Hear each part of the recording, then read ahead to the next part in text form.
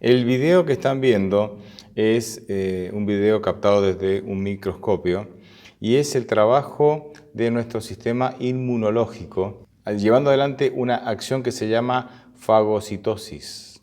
En esta acción, como ustedes ven, las células del sistema inmunológico envuelven, ¿sí?, alguna bacteria, algún virus, algún cuerpo extraño y literalmente lo fagocitan, lo digieren, y esa es la manera o una de las maneras en que trabaja nuestro sistema inmunológico. Hay algunas enfermedades, y muestro el sistema de cómo trabaja el sistema inmunológico para describir algunas enfermedades que se llaman enfermedades autoinmunes. ¿Qué características o qué caracterizan estas enfermedades?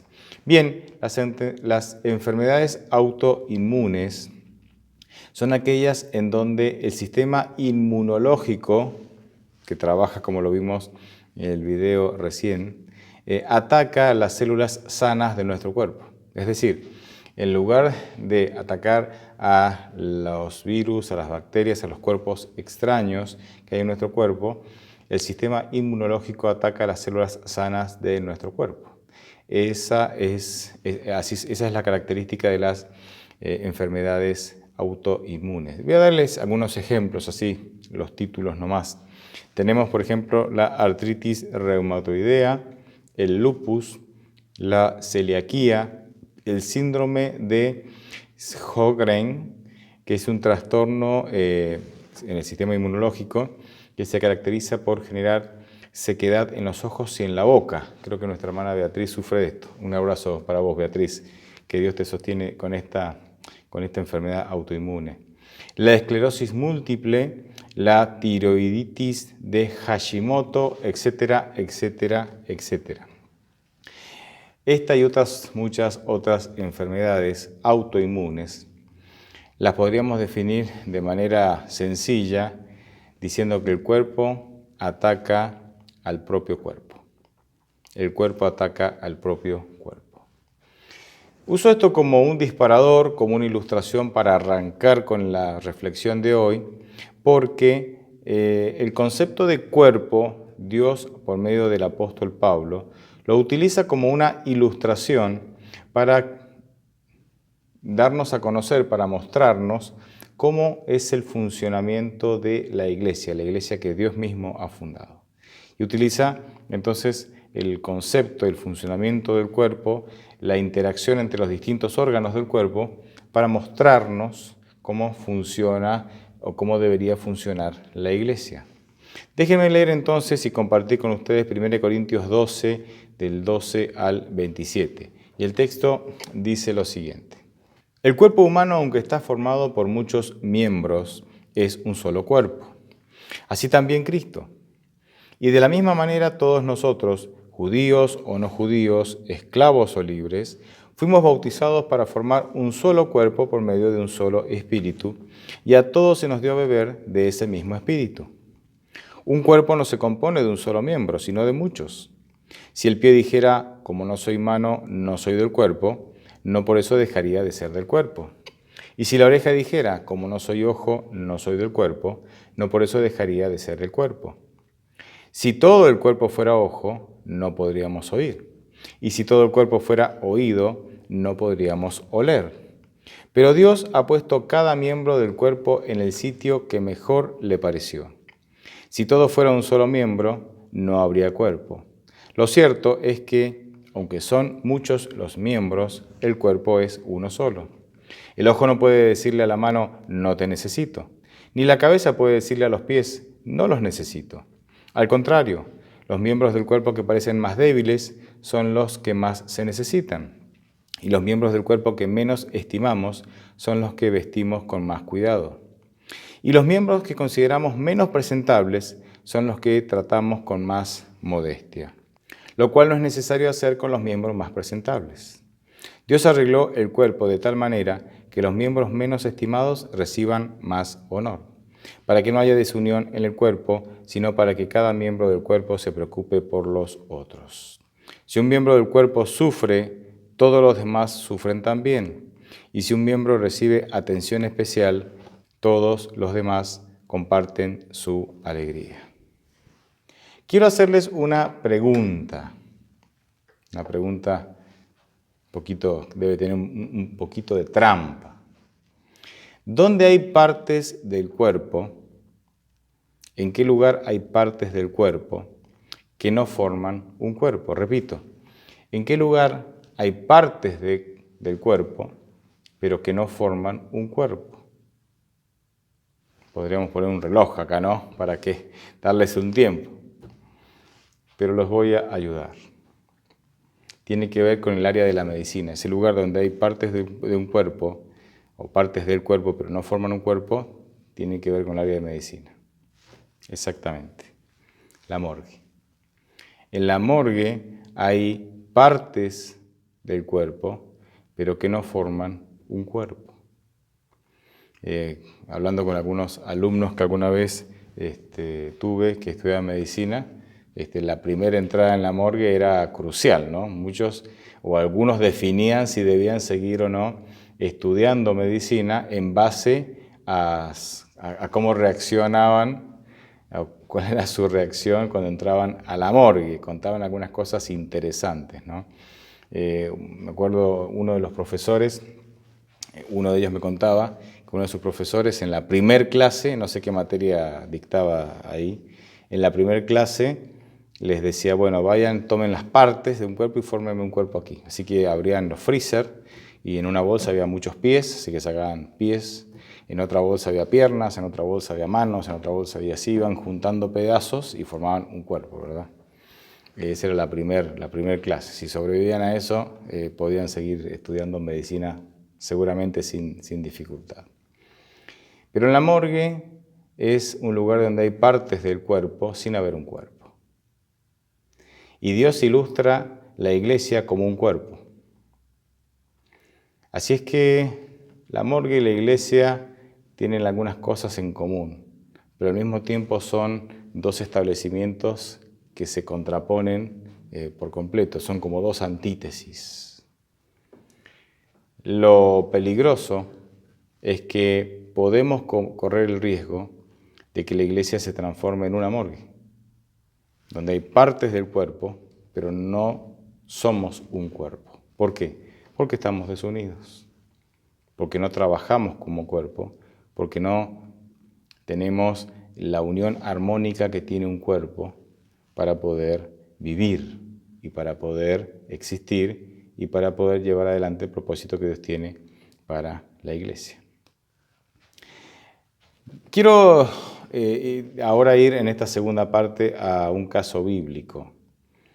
De alguna manera con este caso bíblico quiero ilustrar algo que podemos hacer cuando el cuerpo de la iglesia está dividido, cuando el cuerpo de la iglesia no funciona como cuerpo, cuando el cuerpo de la iglesia parece más un cuerpo de morgue que un cuerpo vivo, ¿verdad? Como es la ilustración bíblica de cómo Dios quiere que sea la iglesia.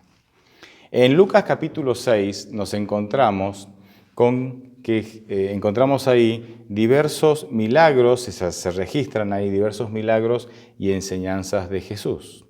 En el capítulo 7 se registra cómo Jesús sana al siervo del centurión, ¿sí?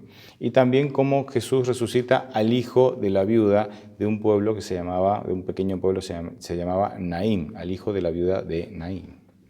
Bien, en el versículo 18, es decir, Lucas 7, 18, los discípulos de Juan el Bautista van a contarle estos milagros, estas señales y las enseñanzas de Jesús a Juan que se encontraba en la cárcel. Ahí la primera parte del versículo 18 dice, los discípulos de Juan fueron a contarles todas estas cosas. ¿Qué cosas? Los milagros y las enseñanzas de Jesús. ¿Cómo reacciona Juan que estaba encarcelado? Bien, la segunda parte del versículo 18 y el 19 dice, entonces Juan llamó a 2 de sus discípulos y los envió a Jesús para que le preguntaran, ¿eres tú aquel que ha de venir o esperaremos a otro? ¿Por qué Juan expresa estas palabras llenas de duda? De hecho, cuando los discípulos vienen y le informan a Juan las señales, los milagros y las enseñanzas del Mesías, parecería, o por lo menos a mí me parece, que esto debería confirmar el rol mesiánico, la función mesiánica de Jesús. Esto debería confirmar que Jesús, en la persona de Jesús está el Mesías esperado. Sin embargo, estos milagros que hace Jesús, si no eran cualquier milagro, resucitar un muerto no era cualquier milagro.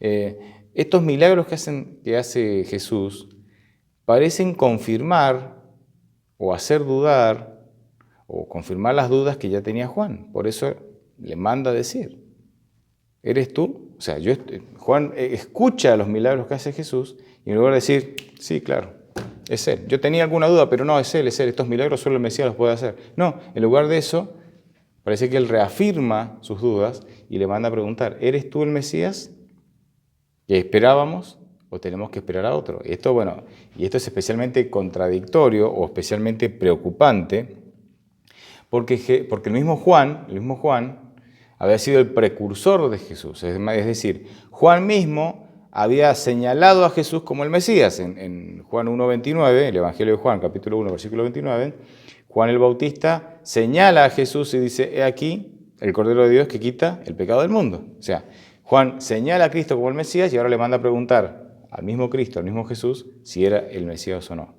Esto realmente preocupa. Esto habla de que Juan estaba envuelto en una nube de dudas muy, muy fuerte, muy oscura, muy negra.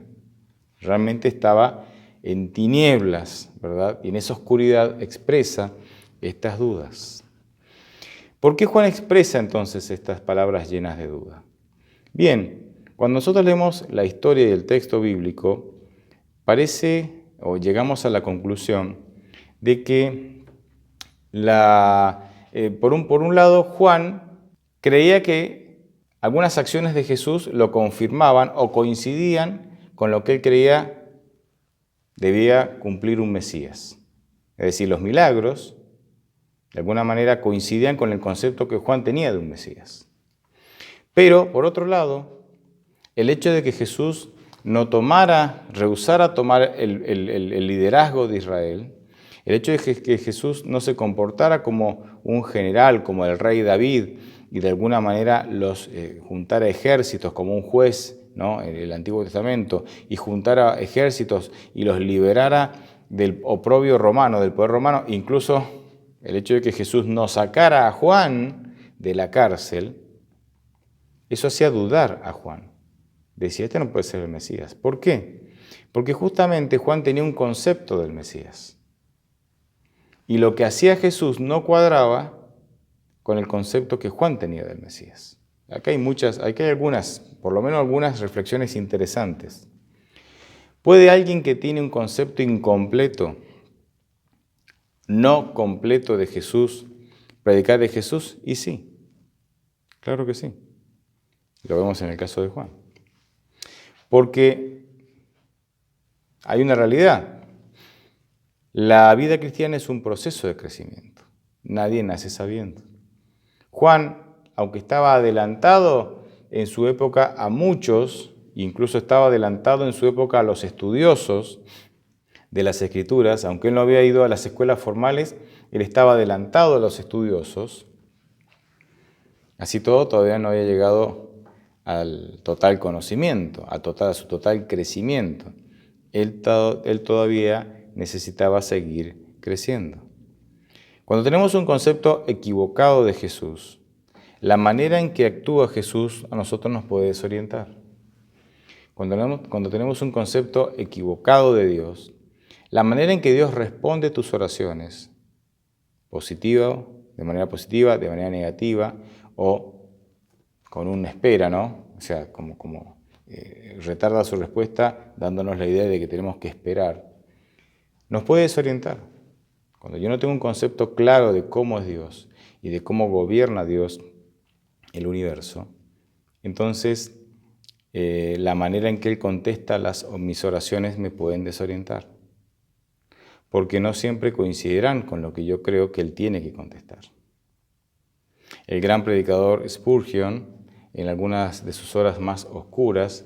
Él sufrió, bueno, tuvo múltiples sufrimientos, pero él sufría, entre otras cosas, de una enfermedad que se llamaba gota, que es una enfermedad que ataca las articulaciones y suele ser extremadamente dolorosa. Él en una ocasión estaba sufriendo dolores muy intensos. Él pide que todos los que están en la habitación con él se retiren, y él entonces comienza a hablar en voz alta a Dios y le dice: yo sé que tú eres un padre, yo sé que tú eres mi padre, y no eres cualquier padre, eres mi Padre celestial. Ni siquiera te podemos comparar con un padre humano, eres mi Padre celestial. Y quiero decirte algo: cuando mi hijo, o si mi hijo sufriera lo que yo estoy sufriendo, yo pondría mi mano sobre él y haría todo lo posible y hasta intentaría hacer lo imposible para aliviar el dolor de mi hijo.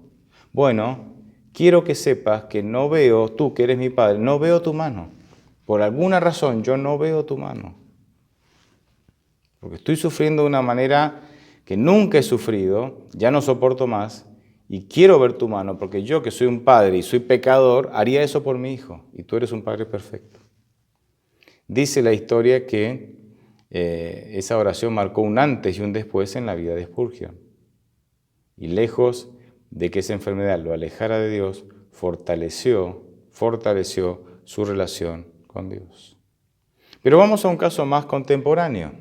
Hace unos años atrás, conocí una señora cristiana que llevaba muchos años en la iglesia, que contrajo una enfermedad que es muy difícil de curar. Muy difícil de curar. Algunos se curan, muchísima gente no se cura.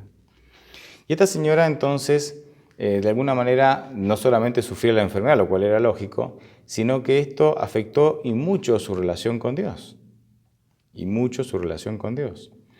A tal punto que él cuestionaba a Dios, ¿no? Ella cuestionaba a Dios. Esta señora se encuentra con una conocida, que se la presenta otra mujer, que también era cristiana, y esta señora, cuando ve su condición, le dice con total seguridad personal, y estaba convencida de lo que decía, que Dios sí o sí la tenía que sanar. Entonces ella ya tenía su enfermedad estaba avanzada, y dice, así le parecieron buenas noticias, ¿no? Y sí, ¿y por qué? Bueno, dice, porque en 1 Juan 3:8 dice, el que practica el pecado es del diablo, porque el diablo peca desde el principio. Para esto se ha manifestado el Hijo de Dios, para deshacer las obras del diablo. Entonces la conclusión que esta señora llegaba era la siguiente.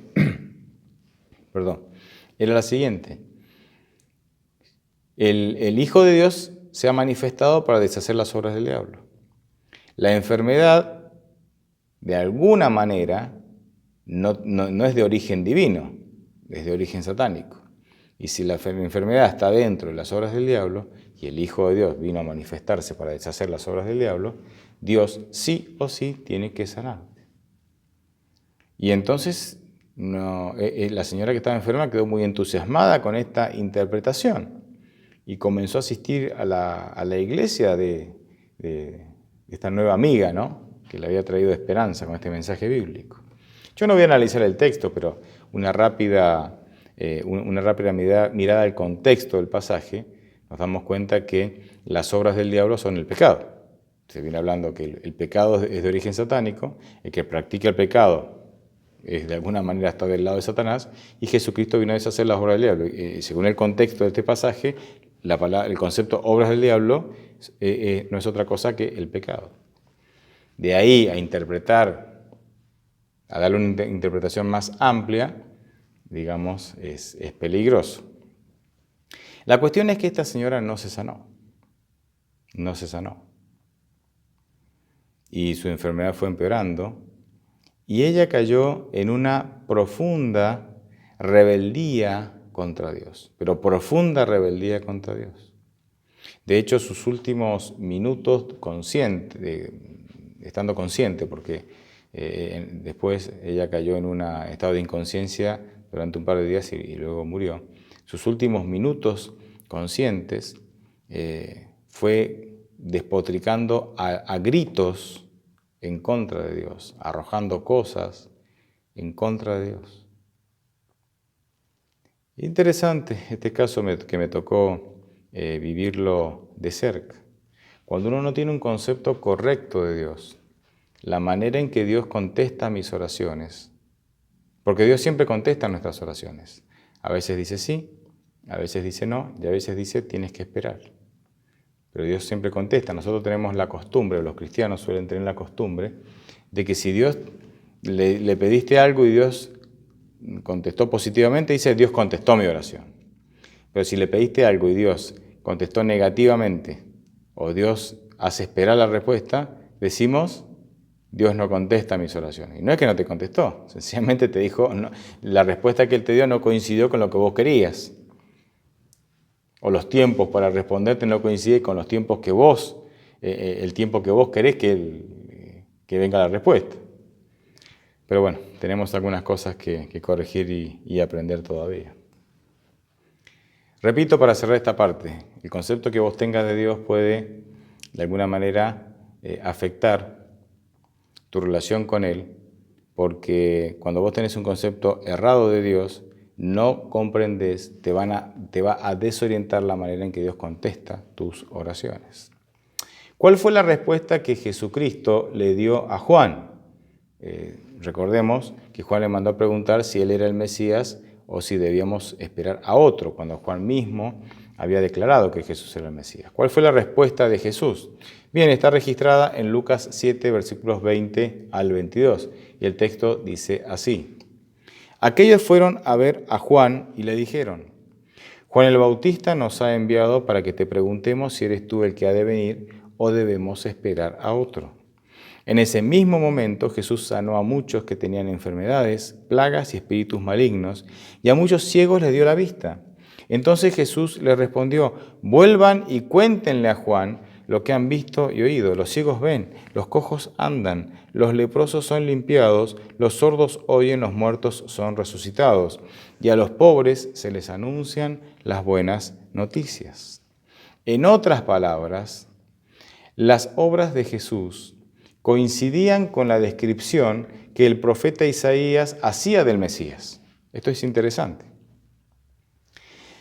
Pero al mismo tiempo, el profeta Isaías, o dicho de otra manera, Juan el Bautista citaba al profeta Isaías para justificar su llamado profético. Él citaba Isaías 40.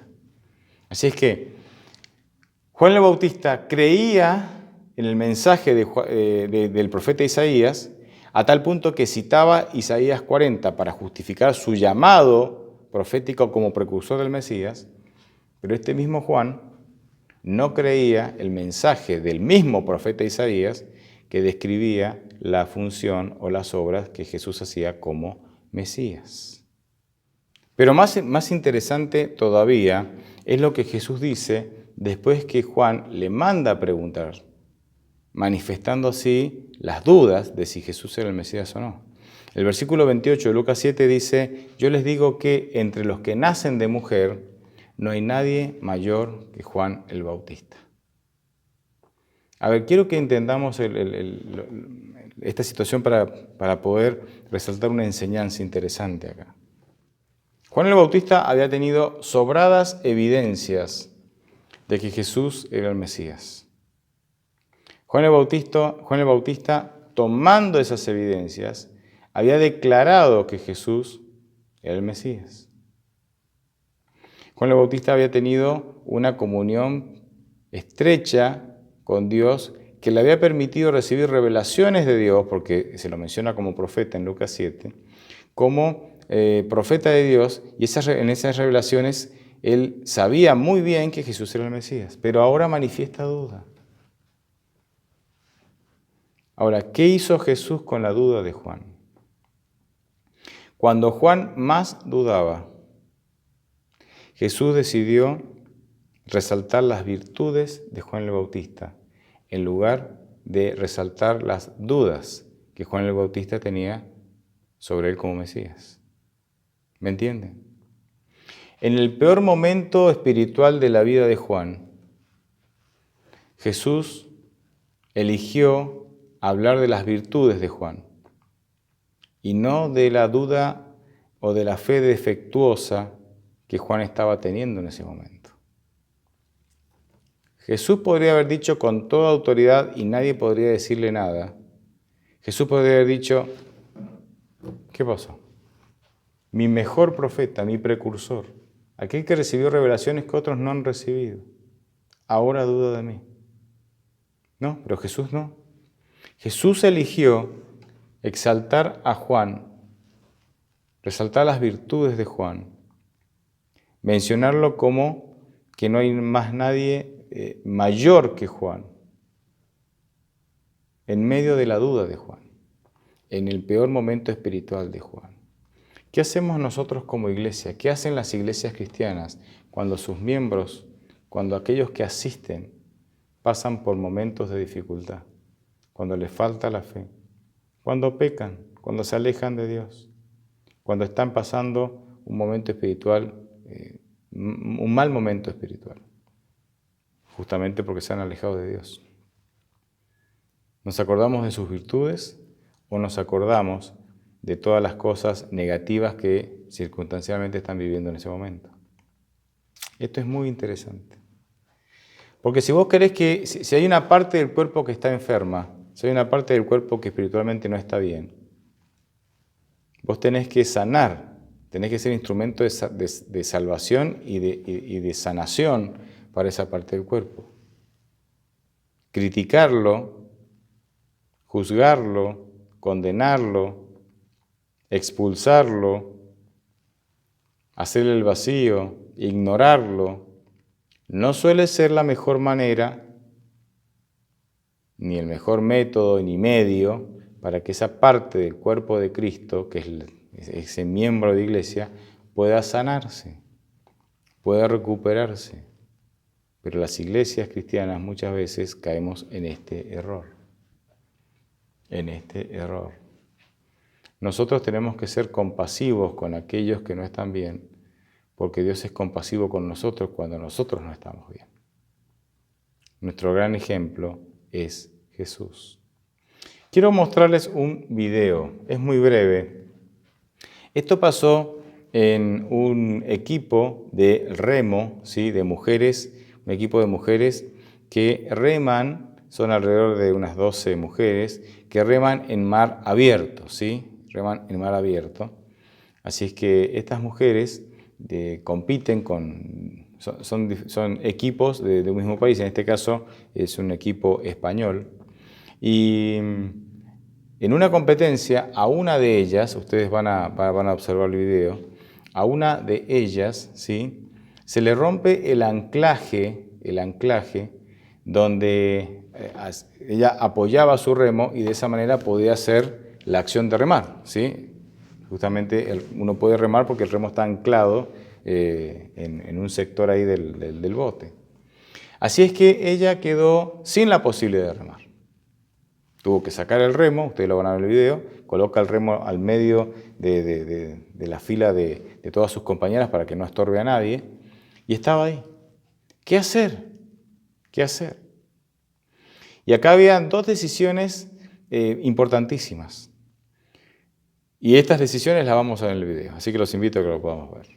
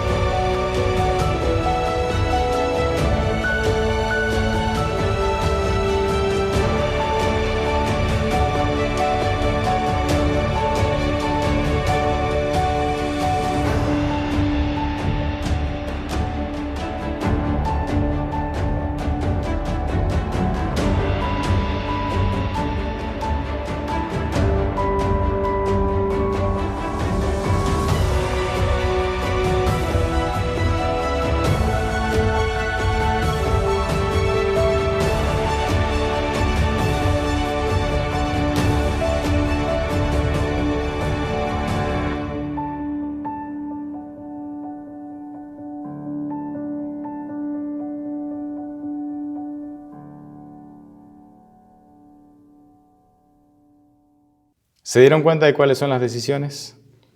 ¿Se dieron cuenta? El equipo, por un lado, podría haber dicho, este equipo, de alguna manera, son un cuerpo que trabajan en armonía con un objetivo que es ganar la competencia. Este equipo, que es un cuerpo, tenía que tomar una decisión. Le podríamos pedir que se arroje al agua, o la podríamos arrojar al agua, para que no fuera un peso muerto. Eran 50, 60, 70 kilos, sí, que había que arrastrar, que de alguna manera perjudicarían a la competencia. Esa era la decisión del cuerpo. ¿Qué hacer con este miembro del cuerpo que hoy no produce, que hoy es un lastre? Y la otra decisión era de ella, que había sido afectada por las circunstancias. Ella podría haber caído en la autocompasión. ¿Por qué a mí? Echándole la culpa al que hace mantenimiento del bote, echándole la culpa al fabricante del bote, echándole la culpa a la capitana del equipo por haberla puesto en esa posición cuando podría haberla sentado en otra posición y esto no lo hubiera pasado. Ella podría haber caído en la autocompasión y empezar a culpar a otros miembros del equipo para de alguna manera para justificar lo que le pasó o justificar los sentimientos que está sintiendo en ese momento. Sin embargo, el equipo tuvo la actitud correcta, la conservó. Ella era parte del equipo, ella no tenía por qué bajarse del barco. Y ella tuvo la actitud correcta, no cayó en la autocompasión, sino que ella comenzó a remar sin remos junto con el equipo. Y cuando uno ve la entrevista posterior, ella dijo lo siguiente: yo sabía, dice, que no tenía remo y nada podía hacer. Pero dije, si yo me muevo al mismo compás que ellas, ¿sí?, por lo menos la fuerza de la inercia que yo hago, tal vez en algo puede ayudar. Bueno, y no sé si realmente eso sumó o no sumó, pero fíjense que con un miembro menos, igual ganaron la competencia. Destaco acá entonces la actitud. ¿Qué actitud tenemos nosotros como cuerpo para con los miembros de iglesia que no están bien? Para con aquellos que no me caen bien, pero que son parte del cuerpo también. ¿Y qué actitud tengo yo cuando soy lastimado? Cuando estoy en desventaja. Cuando soy lastimado incluso por los mismos miembros de mi equipo, por los mismos miembros del cuerpo de Cristo. ¿Qué actitud tengo? ¿Caer en la autocompasión? ¿Intentar culpar a otros para justificar lo que siento? ¿O tener la actitud de seguir adelante porque este cuerpo no es mío, es de Cristo? Porque Cristo no se hubiera comportado así. Cristo no cayó en la autocompasión. Tenemos que entender que en el cuerpo de Cristo puede haber pensamiento individual. Eso es correcto. Dios nos creó como individuos. Pero no debería haber un pensamiento independiente, en donde yo voy a pisotear a otros para tener la supremacía, o para imponer mi opinión, o para que las cosas se hagan como yo quiero. ¿Me entienden? Es normal que en el cuerpo de Cristo pueda haber pensamiento individual, pero no es bueno que haya pensamiento independiente.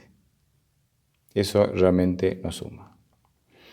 El orgullo que lastima y la falta de perdón que no permite que la herida sane son la enfermedad autoinmune de la iglesia. Repito, el orgullo que lastima y la falta de perdón que evita que la herida sane son la enfermedad autoinmune de la iglesia. ¿Por qué la iglesia en ocasiones se lastima a sí misma? Como una enfermedad autoinmune hace que el cuerpo se lastime a sí mismo. Porque el orgullo predomina y porque la falta de decisión de perdonar impide que la herida sea sanada. Yo los invito, e invito a la iglesia cristiana en general, a que si estamos sufriendo dentro de la iglesia, estamos sufriendo una enfermedad autoinmune, en la cual nos estamos lastimando unos a otros.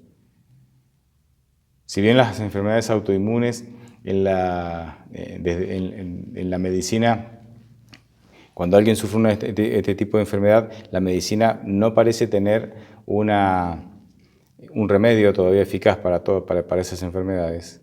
Desde la perspectiva espiritual, Una iglesia con una enfermedad autoinmune puede ser sanada si dejamos que Cristo ocupe el lugar que corresponde en nuestra vida. Si permitimos que Dios gobierne nuestra mente y desalojamos al orgullo del trono del gobierno de nuestra mente. Ojalá esa sea nuestra realidad, porque si hay algo que impide que nosotros cumplamos la obra, miren, la iglesia fue elegida para ser testigo de Cristo ante el mundo y predicar el Evangelio, preparar al mundo para la segunda venida de Cristo. La iglesia fue, de alguna manera, creada con ese propósito. Y ese debería ser nuestro primer propósito. Y todo lo que hacemos en la iglesia debería girar en torno a esa línea de pensamiento, a ese propósito. Y si hay algo que impide que la iglesia cumpla ese propósito, es justamente cuando los miembros del cuerpo de Cristo se lastiman unos a otros. Si tu iglesia tiene esta enfermedad autoinmune, deja que Cristo ocupe el lugar del orgullo y vas a ver cómo la sanidad, la salud llegará a vos y a tu iglesia. Que esta sea tu experiencia y la mía. Dios te bendiga.